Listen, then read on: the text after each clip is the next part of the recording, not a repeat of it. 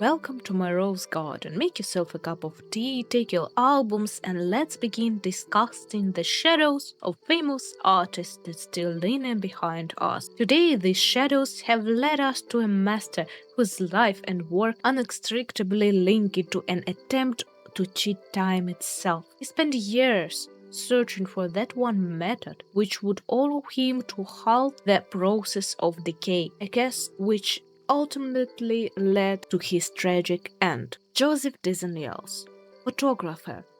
Who were those who taught him to look eternity in the face? However, ladies and gentlemen, before I pour the tea into your cups, please bear in mind that the subject of our discussion today will touch upon some razor grim tales from the 19th century. So if your constitution cannot bear to hear of death, madness, shattered lives, this garden is clearly not for you, and no one will detain you here. I prefer to share this exclusive silent here, which was delivered to me only this morning, exclusively with those who are prepared to hear the story through to the end. As for the rest of you whose nerves are stronger, we shall finally look behind the curtain of eternity. My name is Red Glove. Let's begin our tea party.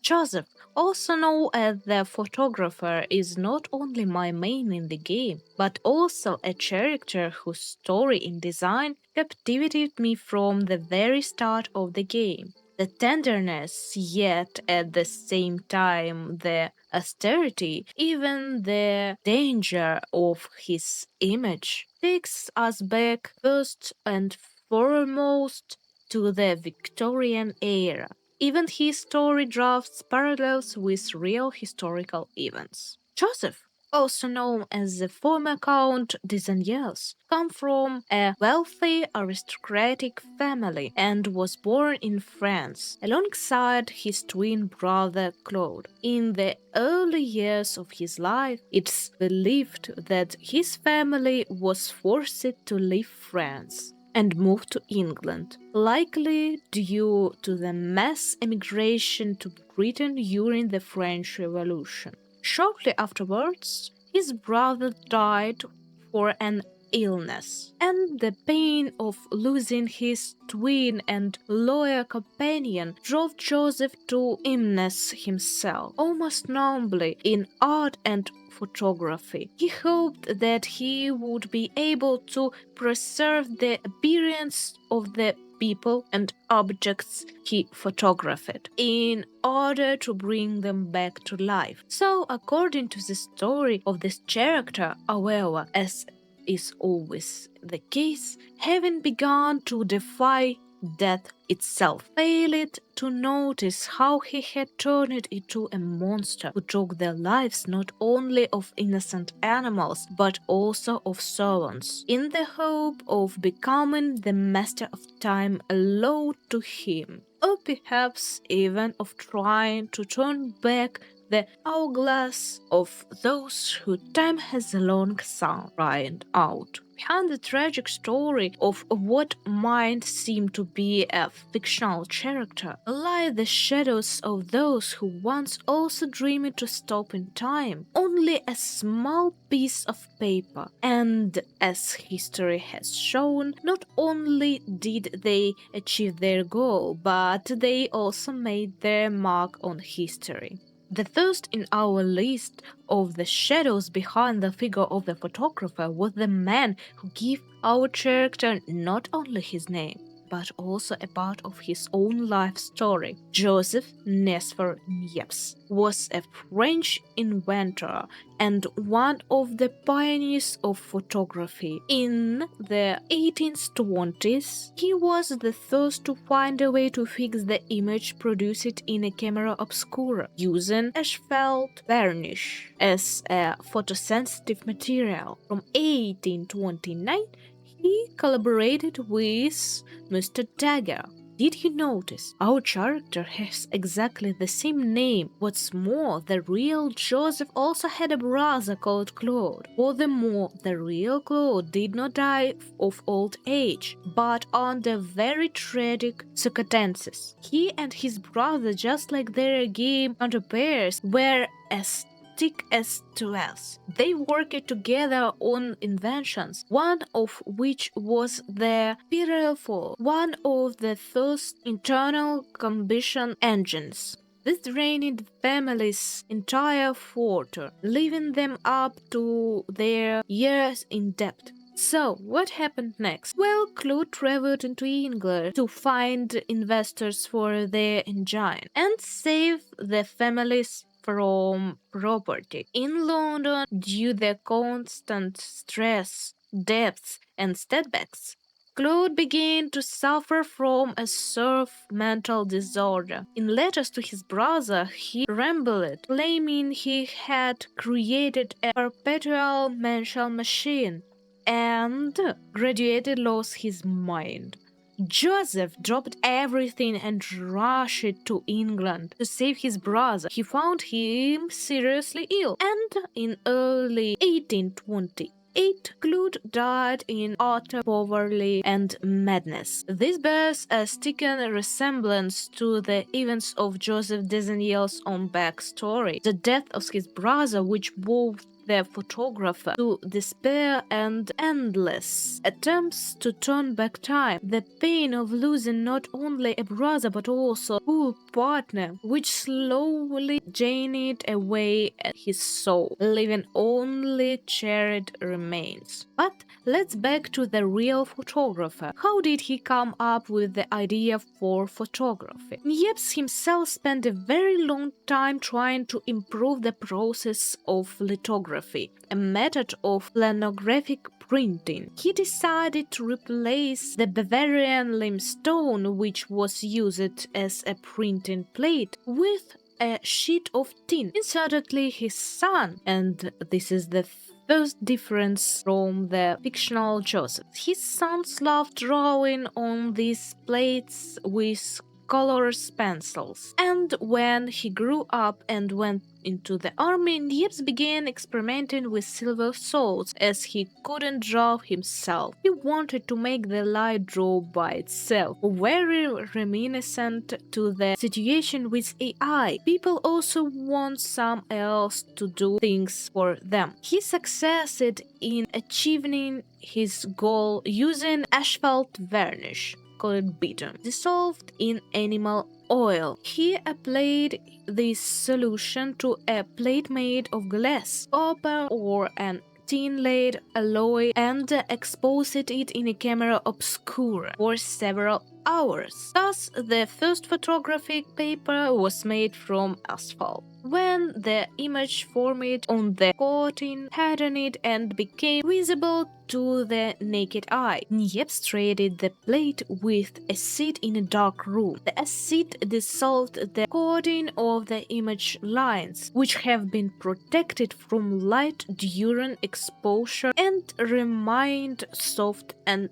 soluble. The engraver would then clearly engrave the lines, coat the plate with ink, and print the required number of copies, just as was previously done with any etched or engraved plates. The result was engraving created not by an artist but by light. And certainly the funniest thing that you had to wait 8 hours to get a single photograph. Just imagine having to wait that long to post your breakfast on Instagram. By the time you done so, people would have already had lunch and be waiting for their afternoon tea, and there'd you be with your breakfast. The relevance of such post would be dead and burned. I thought this method was revolutionary for this time. Imagine being able to produce several identical copies, so to speak, simply by printing them rather than putting the artist through such a ordeal. It was still far from ideal. It was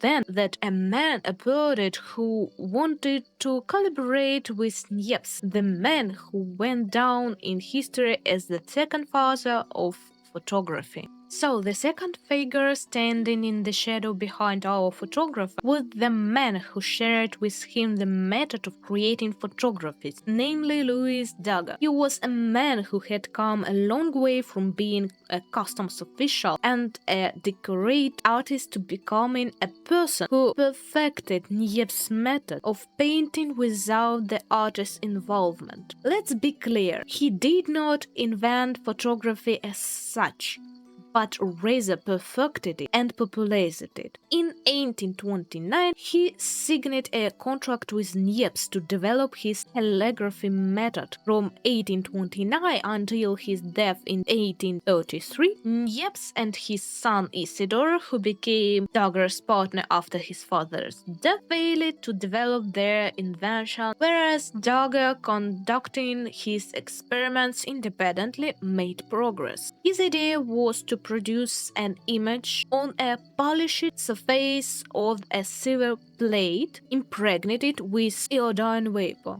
This made it sensitive to light. He placed his plate in the camera obscure and exposed it. When developed, it used mercury vapor. Do you know how he came to realize that photos needed to be developed using mercury vapor? It has a total fluke. He simply left the plate in his cupboard of chemicals and the next morning discovered a developed photograph. It's as if you left a chicken in the oven, but instead of burning it to crisps, so cherry that not even the devil would want to try, you'd end up with a new dish featuring a chicken that sings while you eat it. However, he didn't stop there. After spending 11 years studying the process, he decided to change the method of fixing the image.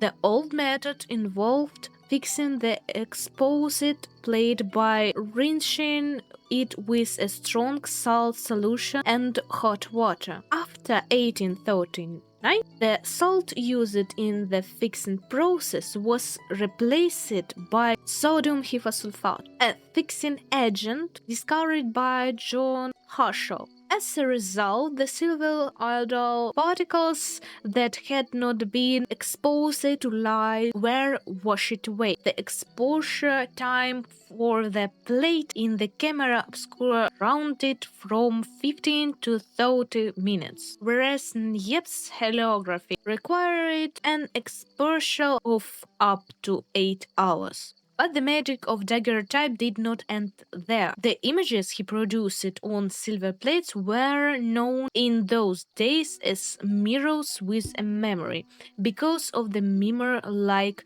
surface of the silver. From one angle, the viewer saw their own reflection, whilst from another, a portrait of a person imaged. Just like in the game where Joseph moves from the real world into reflected photography world and back again. And by the way, daguerreotypes cost a fortune, so only wealthy aristocrats could afford to have their face captured, just like our ex-con designers. If you were paying close attention, you might also have spotted another chilling detail hiding within the very mechanicals of Joseph's gameplay.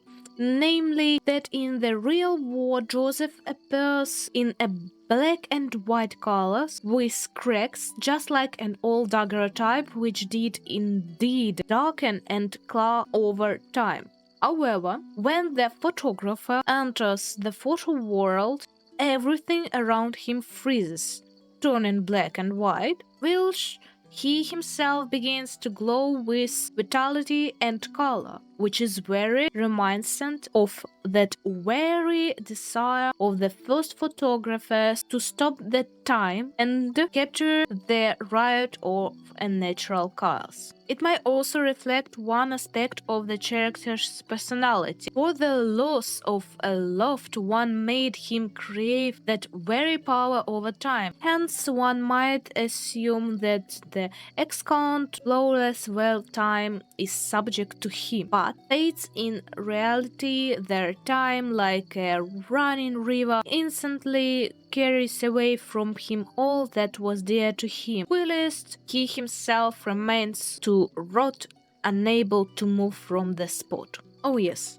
I almost forgot to mention, the funniest thing is that at the first Daguerre couldn't properly monetize, if I may to put it this way, his invention. He even tried to set up a company through public subscription. Then, having failed, he attempted to sell his invention for a couple of £1,000,000, but none of businessmen bought it. Daguerre then decided to attract the interest of scientists and inform the renowned and influential astronomer and physicist Dominique Arago of his invention. On 7 January 1839, Arago reported Daguerre's work at the French Academy of Science and suggested that the French government would change the pattern. The news of the daguerreotype caused it a sensation. Scientific journals published Arago's support. Daguerre became well known precisely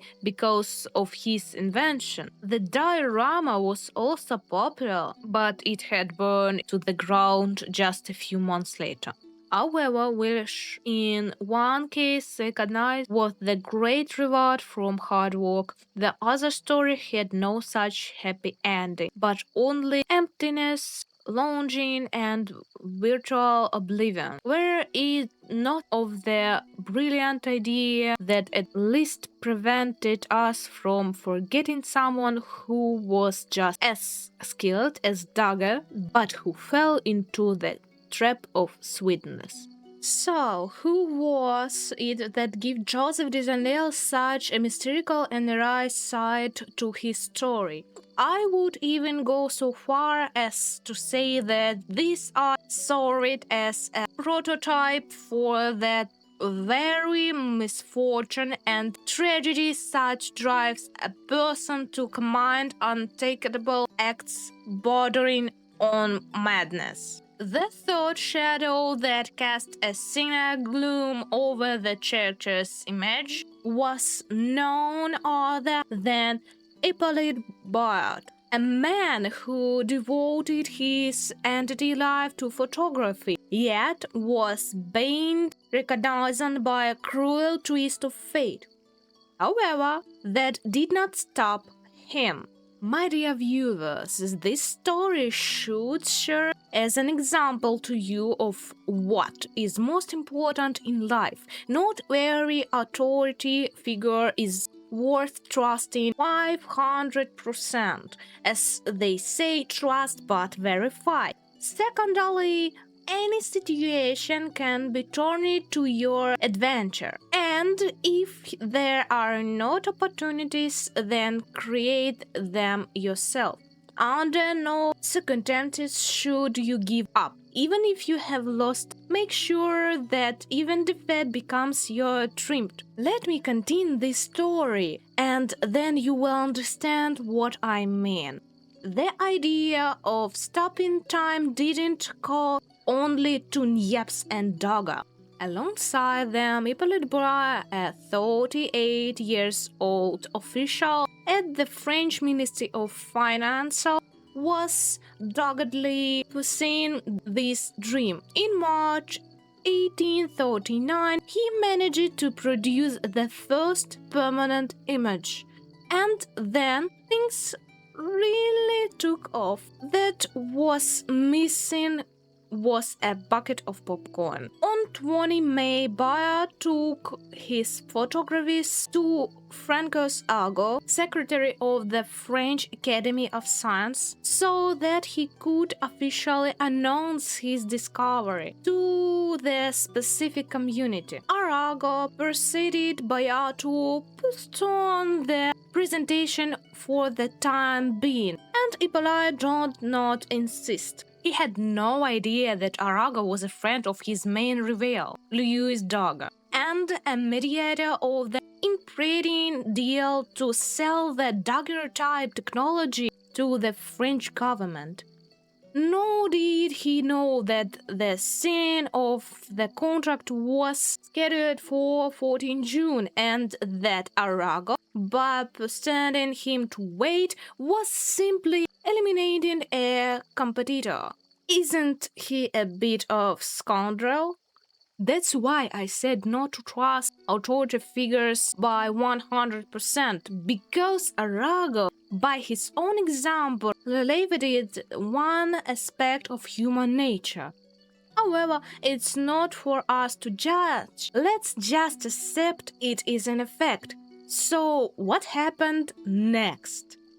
Well, it's all obvious. In 40 June, the government officially bought their rights to Daguerre's technology for him. Daguerre received a life-percent fame and official status of the inventor of photography, but was left with nothing. It is worth nothing that Daguerre's invention was already known as early as January. Arago had presented it in the lecture at the Academy of Science, but he showed neither the process of creation nor the camera itself. There is also a significant difference in the methods used by Daguerre and Bayard to produce photographies. Bayard pretended his images on paper, treated with silver iodide.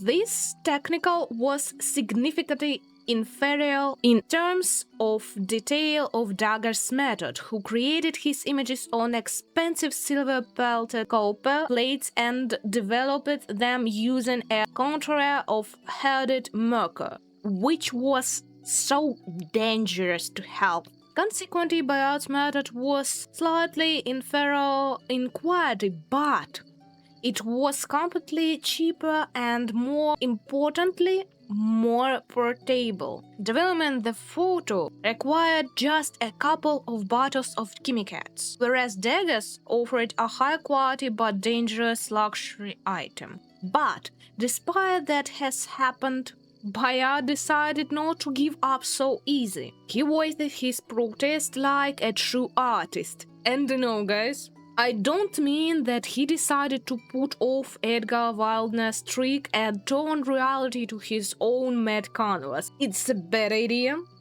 and you definitely shouldn't do this. In 1840, he created portrait as a doughnut man, probably the world's first strange self-portrait and currently the first photo fake. In the photo, Bayard, stripped to the waist, lay half reclining with his eyes closed.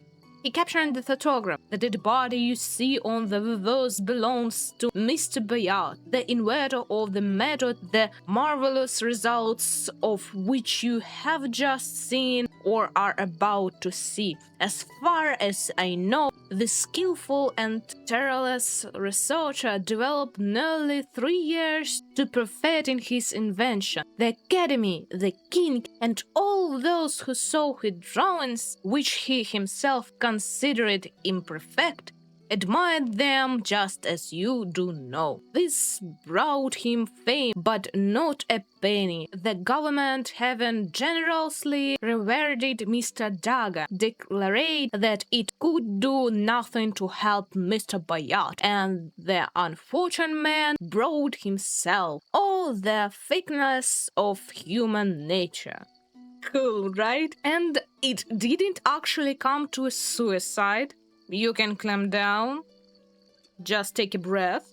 Hippolyte Bayard lived for another half-century after this incident and died at the age of 86. He devoted the rest of his life to photography. In 1939, Bayard became the world's first photographer to organize a public exhibition of his work. In 1951, he was one of the 5 participants of the famous heliographic mission, the first photographic survey in history of French national architectural heritage.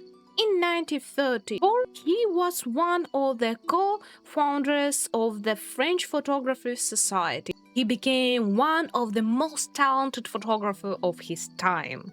You see, he didn't give up but keep creating, and in doing so he achieved a result. Ultimately, not quite that he'd originally wanted, but his resourcefulness paid off. So you too should not give up like Mr. Bayard. I'm so sorry, guys. I forgot a bit carried away and forgotten about our Joseph. But guys, think. You should agree that Bayard's story was worth a brief detour, because just think about it. If the real Hippolyte Bayard channeled his resentment into pure creative magic and became a legend, then our in-game Count Disney chose a little bit different way.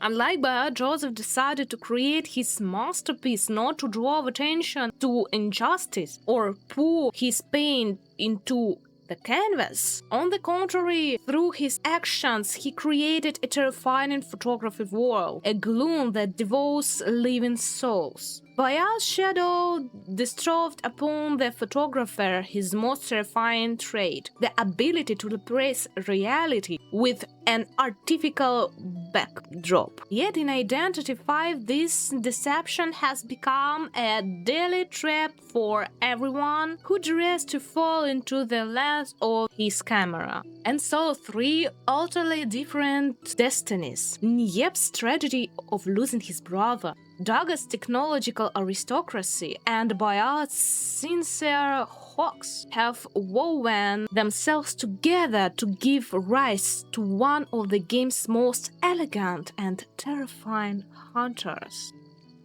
Well then, ladies and gentlemen, our tour is drawn to an end. It's time to close your sketchbook and put your pencils back in your cases. Do let me know in the comments which of the three shadows surprised you the most. And did you know that the real Claude Niépce also met his end in such grim circumstances? I hope we meet again in this garden, and for the next character we'll be exploring in someone who didn't fight against time and death, but rather welcomed it with open arms and a little bit silly smile. Our next guest will be none other than Aesop Carl, or Embalmer. Subscribe to the channel so you don't miss our next year party. Also, do pop over to our Discord. There you can share the drawings you created while listening this video. I'll be very happy to see what my story has inspired you to create. And ladies and gentlemen, it was Red Glove. I'll leave you to your shadows. Farewell until our next tea party.